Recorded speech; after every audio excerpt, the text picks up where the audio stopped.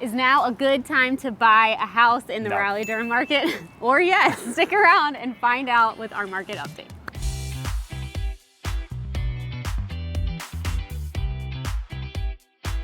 All right, so I know I said no, that it is not a good time to buy. Everybody clicked off already. Yeah. They're like, okay, that's easy, don't need to watch the rest. Yeah, or people are intrigued on why no is the answer. So the simple reason is unaffordability is at the highest point that we've really ever seen it. So there was a Redfin article that came out a couple weeks ago basically saying in order for the average American to buy a home today in today's market, you need to make about $115,000, which is $40,000 over what the average American makes. And so there's a big discrepancy from what people can afford and what's out there, what reality looks like. Yeah, for sure. And that's like on a national level. And then when you kind of break it down into like, so it'll be like for the national housing. Yeah, and Raleigh's 120,000. Right. So here you need to make even a little bit more than that to get into the market. And of course, you know, there's so many circumstances that can like change that. So if you don't make that, don't think housing is completely out of the question for you, because there's homes that are below that average price point.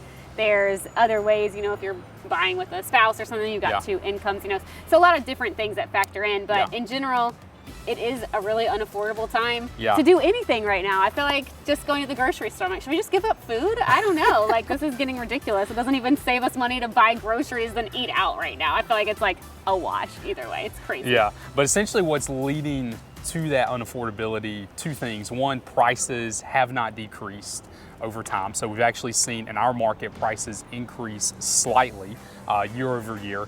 And then also on top of that, you have interest rates at crazy highs. So, you know, we were at 8% a couple weeks ago. They had a massive drop to 7.5%. Which, just last week, which was the first week of November. In still, case you're watching this later. Yeah.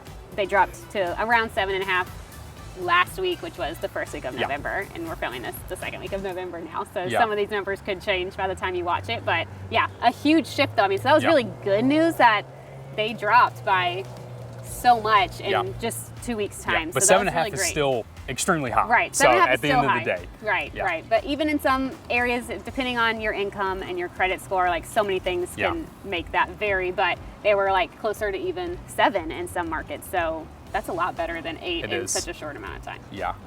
So who can benefit in a market like this? There are some groups of people that this is actually not the worst time to buy. It could be ideal in a few ways. And that is going to be sellers who have been living in their home for a significant amount of time. Maybe they are like downsizing. Their kids have grown up, gone off to college. They've been in the house for like 10 or 20 years and they have a significant amount of equity in that house. I think a lot of those people could have $200,000 in equity just sitting in their house, or more. Some of them are completely paid off. So they can take a lot of those, you know, they have a lot of room to negotiate with the buyer on their end for the home sale, and they have a lot of cash to pour into the next thing, maybe buy it cash if it's a downsizing situation that they have the funds to do so, or buy down the interest rate significantly. And with the way the market is, there's still very limited inventory in Raleigh, but there's still, homes are sitting on the market for longer than they would have, you know, in the past. So you have a lot less competition this time of year, especially with the seasonality of we're heading into the holidays. So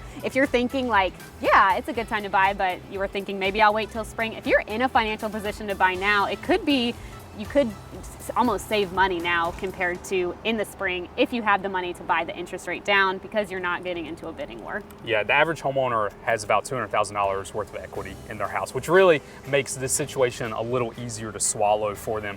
Who the market is challenging for is buyers. So if you are, and I kind of lump buyers into two categories here. So there's buyers who were sellers and the market's a little bit easier on them. And then there's first-time home buyers who I'm really talking about here. And those are the ones that are having the most difficulty in the market because they have no equity they can pour into a house. And you also have buyers who are moving from maybe a less expensive market to a more expensive market. So think about like someone moving from our area to a DC or to an LA who are just going to have a much more difficult time in the market because their dollar is not going to stretch as far as it would in our market. So there are a few ways to combat this from the buyer's side.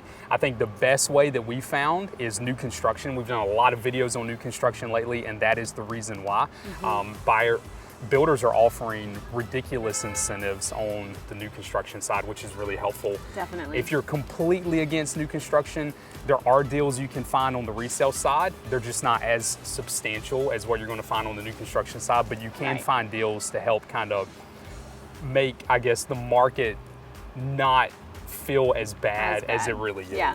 And if you need a knowledgeable agent, so when you're going in, if you're on the resale side, you need someone who has the experience to try to manipulate the numbers to work in your favor and help you to get some money towards some kind of interest rate buy down, whether that's a permanent like discount point situation or just a 1, 2, 3 year buy down. And those are options that are out there, and sellers are willing to work with it as long as you present the information in a positive way. And I think that, you know, that's definitely possible, and we're seeing that more and more on the resale market. Yeah, absolutely. All right, so what about 2024? And by the way, so we did we do lives every Thursday, 7 p.m. We did a live video on this exact same topic a couple weeks ago. It was much more in depth. It was like 30 minutes long, diving into really what these numbers say. So feel free to check that out. But as far as next year looks like, there's not much easing of the pain as far as what's projected. Now, to be fair, a lot of these projections in the past have been completely wrong. We did a video on this same topic on the housing market in like June or July, and within 30 days, it was basically out of date. Yeah. And so, as things with numbers always are, right? Yeah. But as far as like what the projections are with home prices, so most organizations are projecting a modest rise in home prices next year. Everything from 1% up to 6%. I think Zillow's around the 6% range. There are some organizations, like Morgan Stanley is one of them, that's projecting a slight decrease in home prices. So I think they're around the 2% range. They actually said something interesting. I think they said basically a 5% balloon in inventory, increase in inventory would result in a 5% decrease in home prices. So, which that's what's holding up home prices right now is the low inventory. So inventory increasing theoretically would lead to a decrease in home prices. As far as interest rates go, the projections are basically by the end of next year, so end of 2024, we're looking somewhere in the 6s. Some are saying low 6s, some are saying high 6s, but it's basically a theme of higher for longer. That's kind of the new phrase that you hear a lot of, higher for longer, and I think that's going to be the reality of it. But 6 is much better than 8.